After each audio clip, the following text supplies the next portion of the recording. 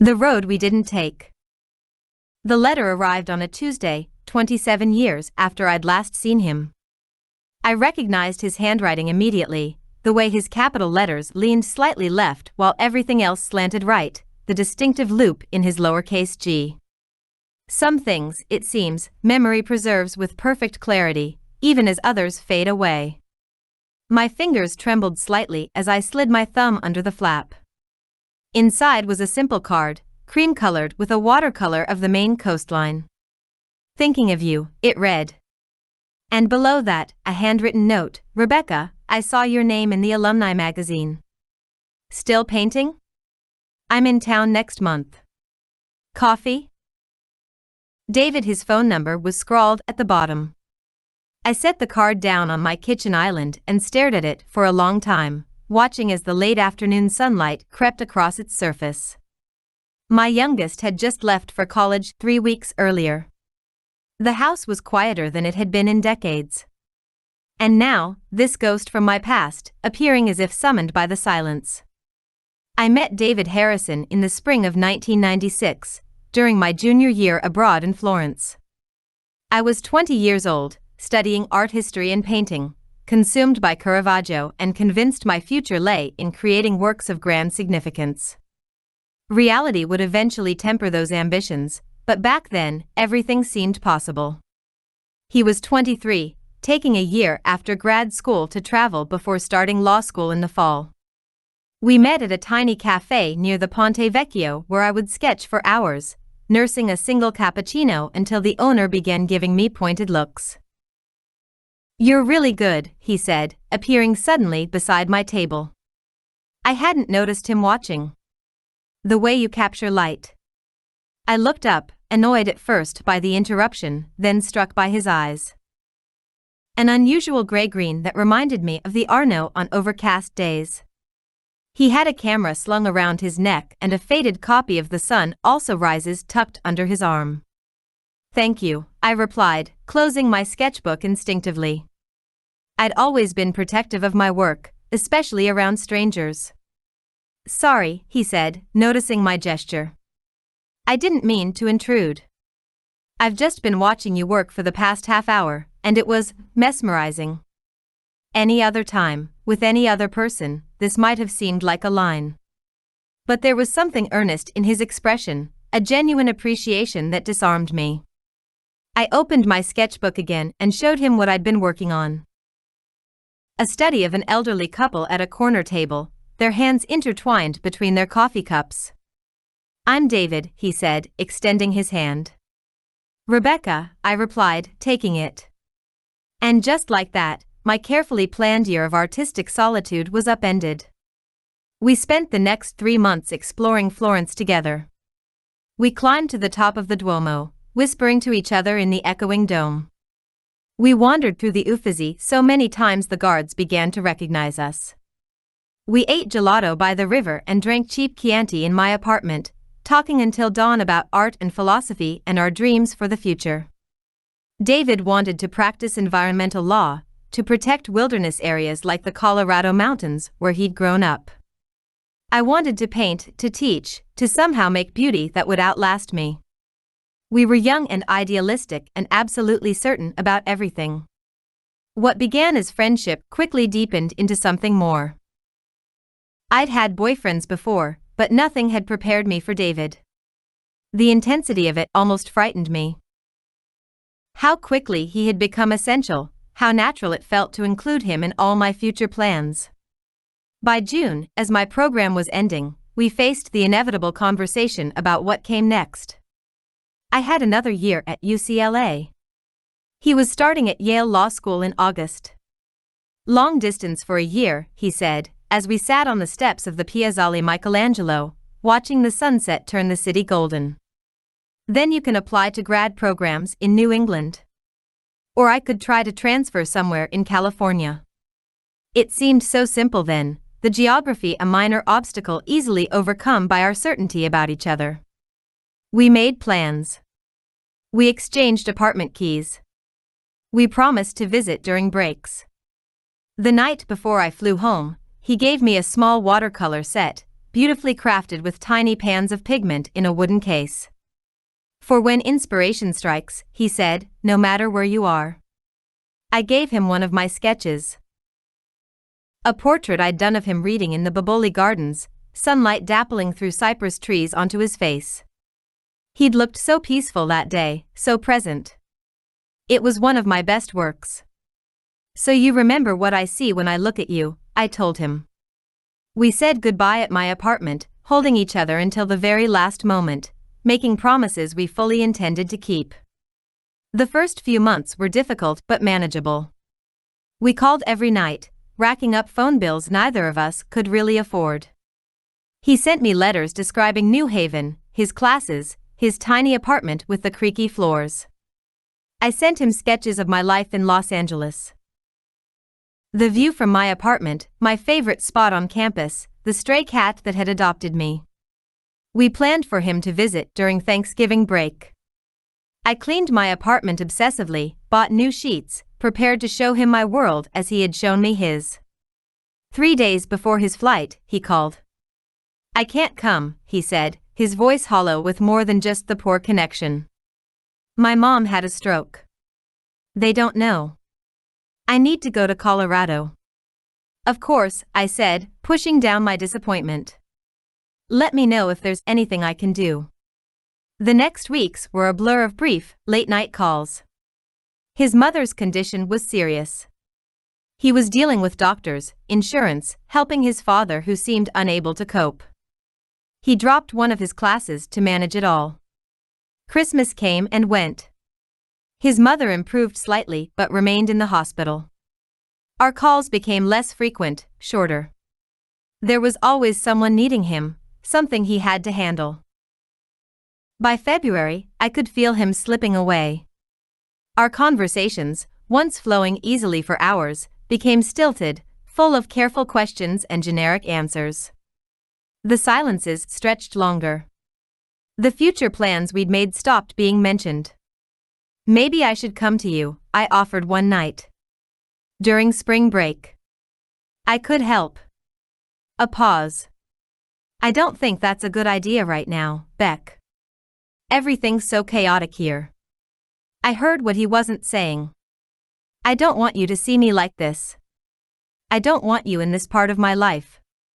By March, the calls had dwindled to once a week. By April, they'd stopped altogether. I sent letters that received brief, polite responses. Then, nothing. I graduated the following year and moved to San Francisco for a teaching job. I tried calling his old number once, but it had been disconnected. I considered reaching out to the law school to find him but stopped myself. His silence had been clear enough. Life continued, as it does. I taught art at a private high school. I painted on weekends and summers, showing occasionally in small galleries. I dated, though nothing serious lasted. Then, at 32, I met Michael at a friend's wedding. He was kind and steady, a structural engineer who looked at the world with mathematical precision. He made me laugh. He built me a beautiful studio in the backyard of the house we bought together in Oakland. Within 5 years, we had 2 children. Emma and Zach, who filled our lives with chaos and joy. I thought of David occasionally over the years. On crisp fall days that reminded me of New England, or when I'd catch a glimpse of someone with his distinctive walk. But the sharp pain of that loss had dulled to a vague wondering. Where was he now? What would our life have been if things had gone differently? I was happy with Michael, with our children, with the life we'd built. But happiness doesn't preclude wondering about roads not taken. And now, this letter. This invitation back into a past I'd carefully packed away. I picked up my phone and set it down again several times before finally dialing his number the next evening. It rang 3 times before he answered. Hello? His voice was deeper than I remembered, but still unmistakably his. David? It's Rebecca. A pause. Then, softly, Beck. You called. We talked for nearly 2 hours that night. He'd finished law school, worked for the Justice Department for a while, then started his own environmental law practice in Denver. He'd married in his 30s. Julia, he said, you would have liked her. But they'd divorced after 8 years. No children. His mother had passed away a decade ago, his father more recently. He was in the Bay Area for a conference and would be free the following Saturday. There's a cafe in North Beach, I suggested. It reminds me a little of that place in Florence. I'd like that, he said. I hung up feeling strangely light, as if something long held had finally been set down. I told Michael about the call, about the meeting. After 20 years of marriage, we had few secrets. Do you want me to come with you? He offered, not jealously but protectively.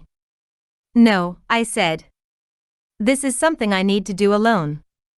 He nodded, understanding as he always did. Just come home to me, he said simply. The cafe was crowded when I arrived, but I spotted David immediately. He sat at a corner table, his back to the wall, watching the door. His hair had gone silver at the temples, and lines had etched themselves around his eyes and mouth. But his eyes were the same unusual gray-green, still intense, still observant. He stood when he saw me, and for a moment we simply looked at each other across the room, 27 years expanding and contracting between us. Rebecca, he said when I reached the table. He hesitated, then leaned in to kiss my cheek. You look wonderful. So do you, I replied, settling into the chair across from him. It wasn't just politeness. He had aged well, carrying himself with the same quiet confidence I remembered, now tempered by the gravity of a man who had weathered significant storms. We ordered coffee and fell into conversation that was surprisingly easy. We shared the broad strokes of our lives since Florence, careers, marriages, losses, achievements. He'd done well, established himself as an expert in his field, won important cases.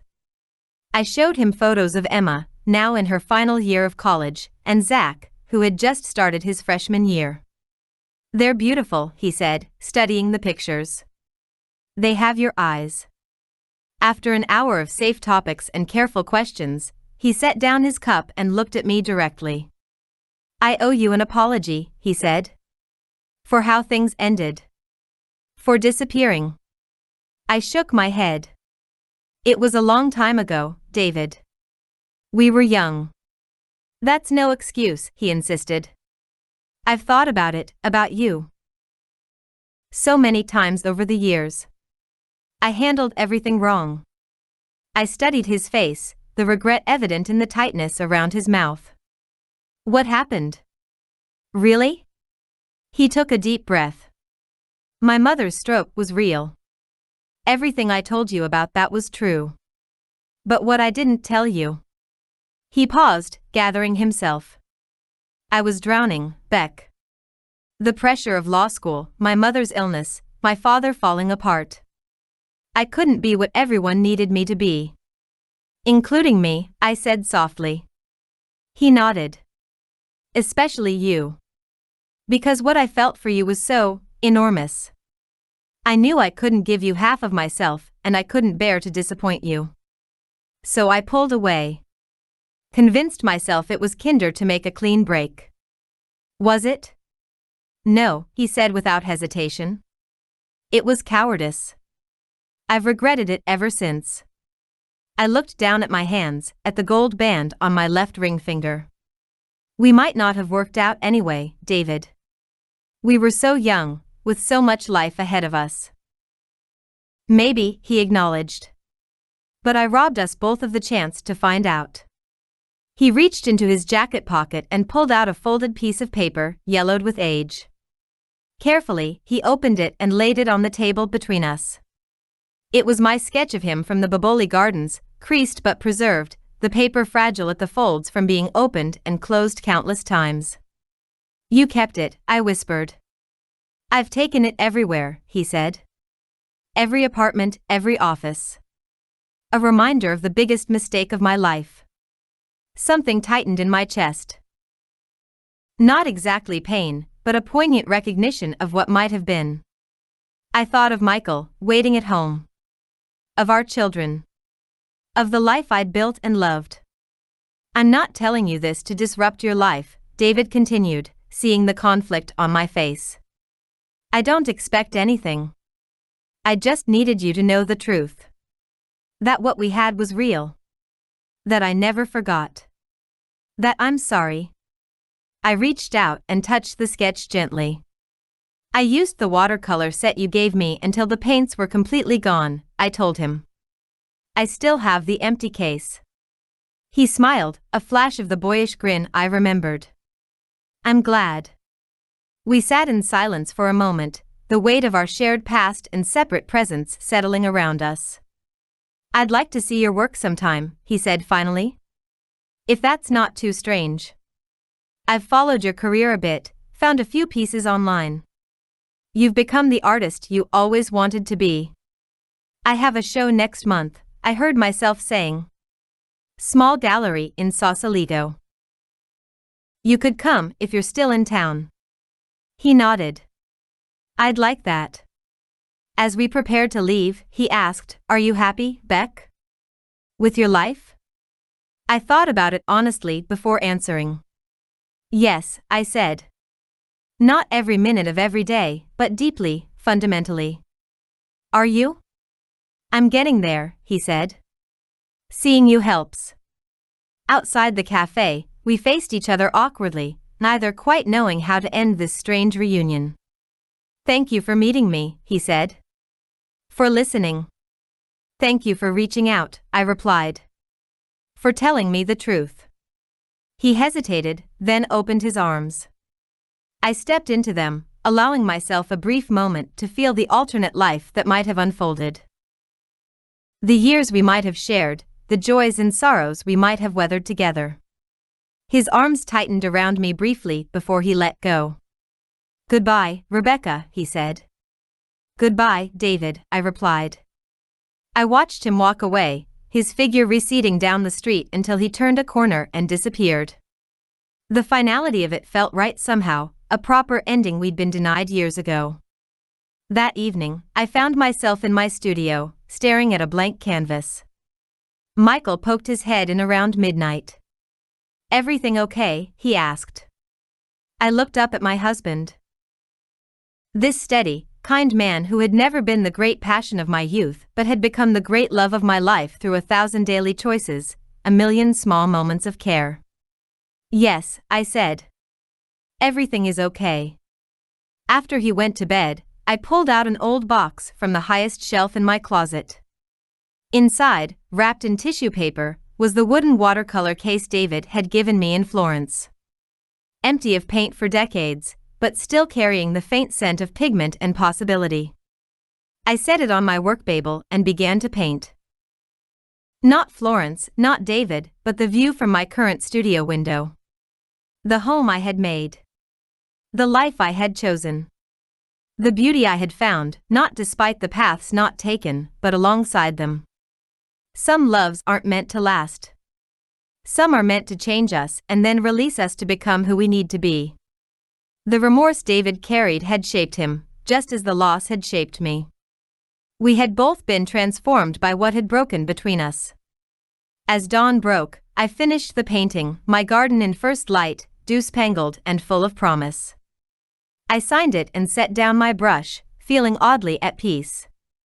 The past would always be there, a road glimpsed through trees, but the path I stood on now was the one I had built, step by step, choice by choice. It was enough. It was more than enough. It was everything.